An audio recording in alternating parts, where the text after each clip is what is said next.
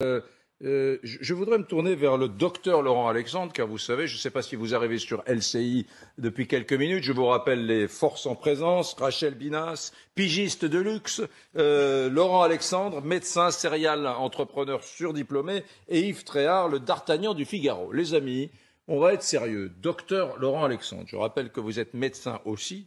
Est-ce que ce scénario qui s'esquisse dans la tête de beaucoup de Français depuis quelques jours, faire comme les Autrichiens, reconfiner si ça allait plus mal les non-vaccinés, est-ce que ça a du sens pour vous? Moi, je suis un fan de Catherine Hill et je partage son point de vue. Il faut porter le vaccin chez les personnes âgées qui n'ont pas réussi à s'inscrire sur Doctolib, qui sont paumées dans des petits hameaux et qui n'ont pas eu accès au vaccin. Et puis après, il y a les complotistes, il y a les gens qui ne veulent pas aller se vacciner pour des raisons politiques.